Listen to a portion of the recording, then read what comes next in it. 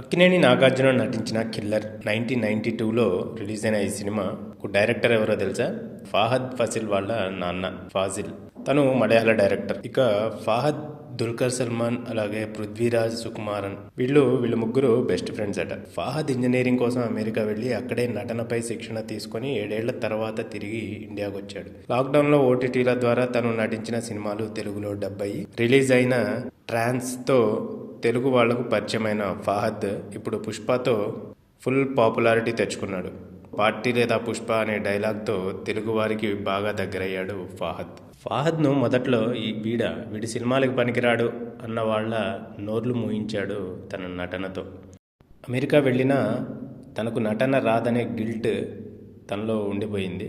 చదువుపై కూడా కాన్సన్ట్రేట్ చేయలేకపోయాడు. ఆ తర్వాత అక్కడే నటనలో శిక్షణ తీసుకొని ఇండియాకు తిరిగి వచ్చాడు. ఇప్పుడు ఫాహద్ ఎవరో తెలియని వాళ్ళు లేరు కదా.